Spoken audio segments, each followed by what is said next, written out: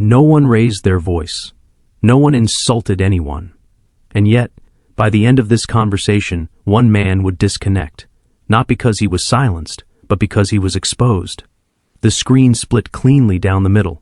On the left, Prince Harry framed tightly from the chest up, wearing headphones that pressed slightly into his ginger hair. A professional microphone hovered just below his chin. Behind him, a carefully curated backdrop, neutral tones, soft lighting, a hint of California calm. It was the look of someone who wanted to appear grounded, reflective, at peace. On the right, Sam Harris, seated in his familiar studio, bookshelves stretching upward behind him like quiet witnesses. No dramatic lighting, no attempt at warmth, just clarity. The distance between them wasn't just geographic, it was philosophical. "Thank you for doing this," Sam began, voice even measured. "I appreciate you taking the time." Harry nodded, a polite half-smile forming. "Of course, I think these conversations are important, especially now." Sam inclined his head slightly. "That's actually a good place to start." There was a brief pause, just long enough to register as intentional. "You've shared a great deal of your life publicly," Sam continued. "Your pain, your experiences, your perspective. Many people feel deeply connected to that story. I'm interested in what you think that sharing does both for you and for the people listening." Harry leaned back a fraction, shoulders relaxing. This was familiar territory, safe ground. "I think speaking openly about trauma removes shame," he said. "For too long, people, especially men, were told to stay silent. I didn't want to do that. I didn't want to pass that silence on." Sam listened without interrupting. His eyes stayed steady on the camera, not Harry. "That makes sense," Sam replied. "But I want to separate two ideas that are often conflated. One is explaining suffering, the other is justifying actions through suffering." Harry's smile flickered just slightly. "I'm not sure I follow," he said. Sam didn't rush. "When someone hears your story," Sam said carefully, "they may feel empathy. That empathy can be valuable, but empathy can also become a shield, something that prevents scrutiny." Harry straightened. "Are you saying my experiences shouldn't be questioned?" "No," Sam said calmly. "I'm saying they shouldn't be weaponized." The word landed heavier than it sounded. Harry exhaled through his nose, a soft laugh escaping. "I don't see my life as a weapon." "I'm sure you don't," Sam replied. "Most people don't when they're holding one." The silence that followed was longer this time. Harry adjusted his headphones, eyes narrowing, not in anger yet, but in calculation. "I've spent my entire life under a microscope," he said. "Everything I do is scrutinized. So when I finally speak in my own voice, yes, I expect people to listen." Sam nodded. "Listening is easy, understanding is harder." Harry leaned forward slightly, elbows near the edge of frame. "And you think people don't understand me?" "I think," Sam said, choosing his words with surgical care, "that many people identify with your pain. But identification is not the same as truth." A faint crease formed between Harry's eyebrows. "My truth is my lived experience." "Of course," Sam agreed. "But lived experience doesn't automatically translate into moral authority." That did it.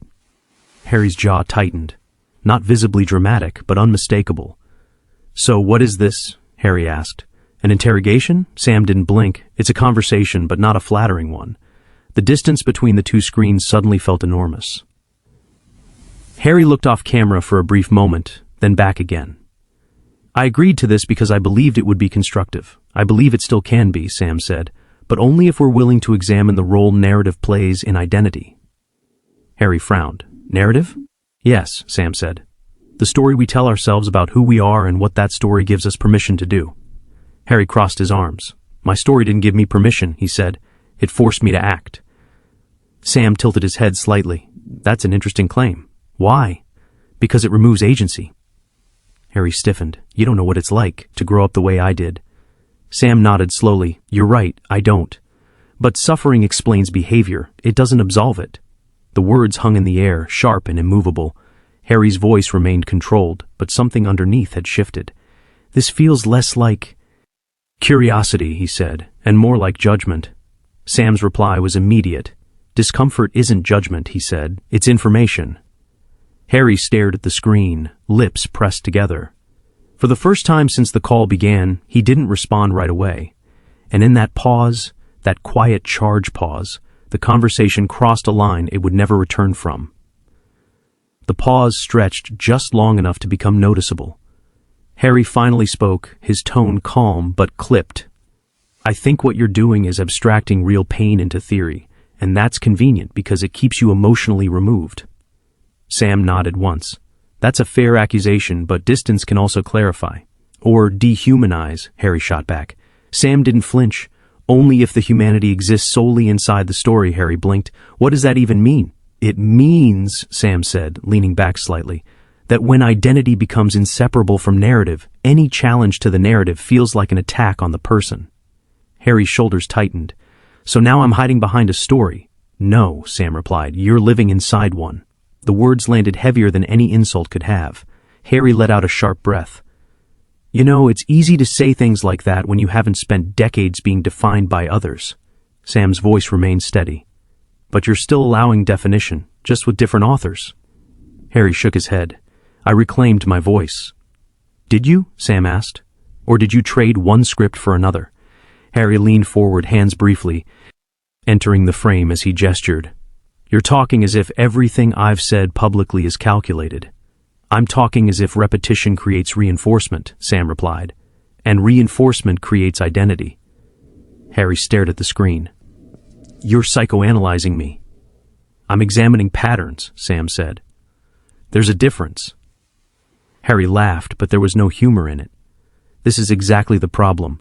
People like you intellectualize pain until it becomes sterile. Sam didn't respond immediately. When he did, his tone sharpened, just a degree. And people like you, he said, moralize pain until it becomes untouchable. The temperature changed. Harry's eyes narrowed. Untouchable? Yes, Sam said. If pain cannot be questioned, then any action taken in its name becomes sacred. Harry's voice dropped. Are you suggesting my choices are beyond criticism?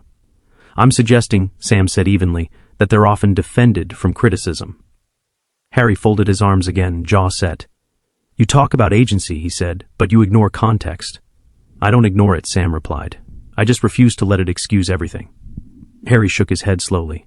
That's a privileged position. Is it? Sam asked. Or is it a responsible one? Harry paused, then said quietly, You don't understand what survival looks like inside an institution. Sam leaned forward now, mirroring Harry's posture for the first time. Survival is not the same as perpetual grievance. The word grievance hung in the air like smoke. Harry's face hardened. That's unfair. Why? Sam asked. Because it feels dismissive or because it threatens the narrative. Harry's breathing became visible. He reached up, adjusting the headphones slightly, as if it were suddenly uncomfortable.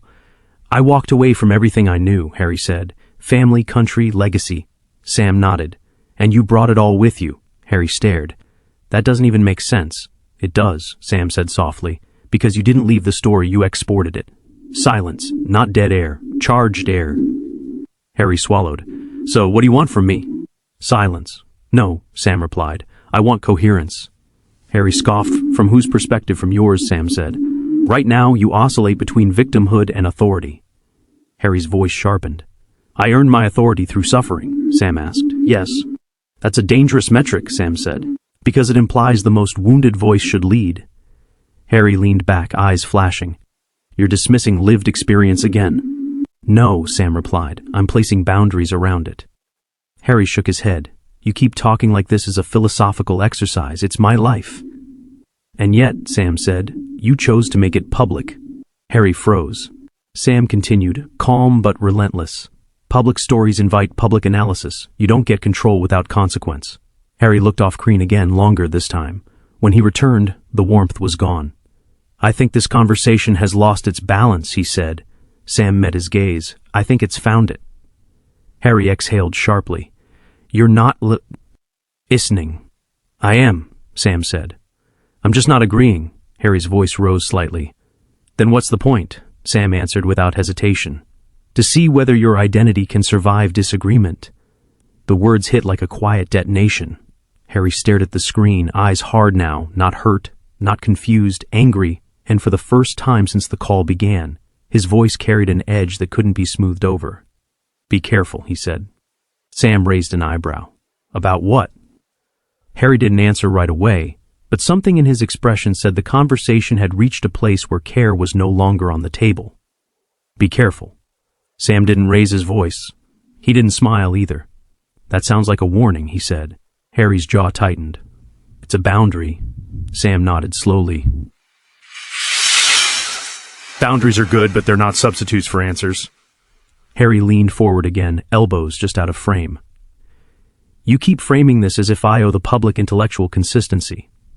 You owe yourself consistency, Sam replied. The public will decide what to do with it, Harry scoffed. That's easy for you to say. You operate in hypotheticals. I live with consequences. Everyone does, Sam said. The difference is how honestly they account for them. Harry shook his head. You're flattening everything. I'm simplifying, Sam replied, because complexity has become your shield. Harry's eyes flicked to the side, then back. You're very comfortable dissecting people from a distance. Sam tilted his head. Distance isn't cruelty. Confusion is. Harry laughed again, sharper now. So now I'm confused. You're conflicted, Sam said, and you're treating conflict as persecution. The word landed hard. Harry's voice rose. That's insulting. No, Sam said evenly. It's diagnostic. Harry straightened in his chair. I didn't come here to be diagnosed. You came to be understood, Sam replied. Those aren't always the same, Harry pointed toward the camera. You keep repositioning yourself as neutral. I'm not neutral, Sam said. I'm consistent. Harry's eyes narrowed. Consistent with what? With the idea that suffering explains behavior but does not sanctify it. Silence pressed in. Harry spoke slowly now, measured but tight. You don't get to tell me what my pain authorizes. I'm not, Sam replied. I'm telling you what it doesn't. Harry leaned back abruptly. This is exactly why people don't trust intellectual elites. Sam didn't blink. Because they don't offer absolution. Because they judge. Harry shot back. Everyone judges, Sam said. The question is whether the judgment is principled. Harry shook his head. You keep acting like this is some abstract moral chessboard. It becomes abstract, Sam said. When personal grievance replaces universal standards, Harry's voice cracked just slightly. Universal standards are a luxury. No, Sam said softly. They're a necessity. Harry stared. For whom? For everyone who doesn't want power to be decided by proximity to pain. Harry exhaled sharply. So what you're saying, the loudest suffering shouldn't matter? I'm saying it shouldn't rule, Sam replied. Harry stood up halfway, then sat back down, visibly restraining himself. You're talking like someone who's never had their life dismantled in public. Sam paused. That's not true.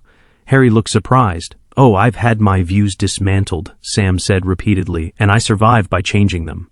Harry laughed bitter. That's not the same. No, Sam agreed. It's harder. The room, 2 rooms, felt suddenly smaller. Harry removed one ear cup, then replaced it. You're enjoying this. I'm committed to it, Sam replied. There's a difference. Harry leaned closer to the mic. You keep accusing me of clinging to narrative. Because you do, Sam said. You return to it whenever the ground shifts. Harry's voice rose. Because the ground keeps shifting. Because you won't stop shaking it, Sam replied.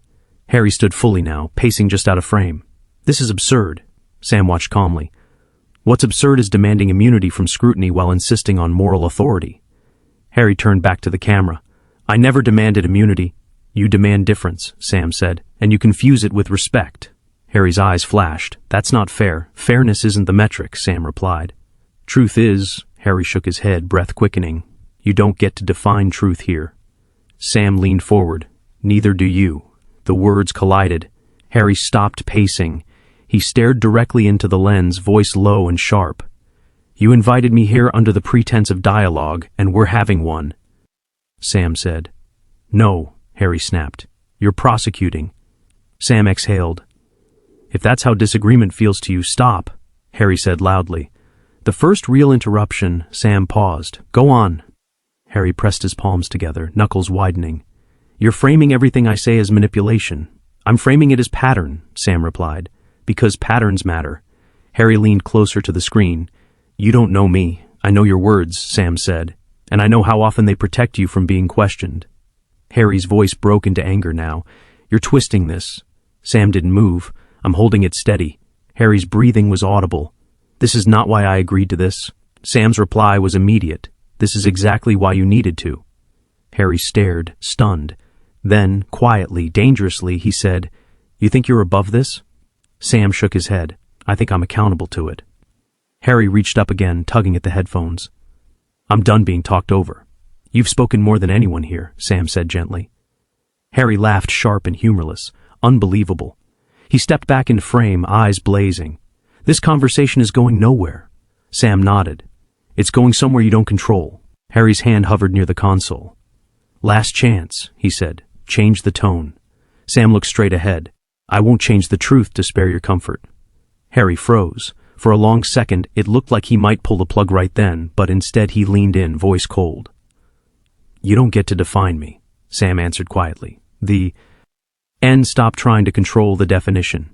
The connection crackled, not technically, emotionally. Harry's finger hovered, and the decision he was about to make would turn this conversation from tense into viral.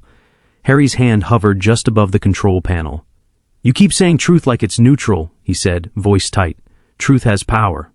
Sam nodded. Which is why it needs restraint. Harry laughed once, short, hollow. You're lecturing me about restraint. I'm reminding you of it, Sam replied. Harry leaned forward, eyes hard. You sit there insulated, books, microphones, distance, and you think you understand the cost. Sam didn't flinch. I understand the danger of exempting oneself from scrutiny. Harry shook his head. You're doing it again. Doing what? Positioning yourself as the arbiter, Harry snapped. Sam spoke calmly. I'm asking you to apply the same standards outward that you demand inward. Harry's jaw tightened. That's not possible. Then say that, Sam replied. Don't dress it up as moral clarity. Silence. Harry exhaled, slow and controlled. You wanted honesty? Yes, Sam said. Fine, Harry replied. Here it is. He leaned in, voice dropping. I'm done letting people dissect my life for intellectual sport, Sam answered softly. This wasn't sport to you, Harry shot back. It's always safe, Sam paused. Safety isn't the same as comfort. Harry removed one ear cup and let it hang. This conversation has crossed the line. Sam didn't interrupt. Harry continued. You invited me to speak, not to be cornered. You weren't cornered, Sam said. You were questioned. Harry's eyes flashed. On your terms. Sam nodded once, on shared ones. Harry stood chair scraping. No, this is over. Sam looked into the camera. Before you go, don't. Harry said sharply. Oh, one sentence, Sam finished. Harry hesitated. Sam spoke anyway, measured and clear. If your story can't survive honest disagreement, it isn't protection, it's fragility. Harry stared. For a brief second, anger gave way to something else, exposure. Then his face hardened. You don't get to decide that. He reached forward. Good luck with your podcast. The screen froze for a heartbeat. Then connection lost. Sam sat alone in the studio. The hum of equipment filled the space. He didn't rush to speak. He simply looked at the empty frame where Harry had been. Finally, he said quietly, almost to himself, when conversation becomes unbearable, power has already been challenged. He removed his glasses. The episode ended not with outrage, but with absence, and within minutes, the clip would spread, not because of what was shouted, but because of who chose to leave. If you felt the tension and the silence after, hit like, subscribe, and stay with us if, because the most revealing moments aren't the loud ones, they're the exits.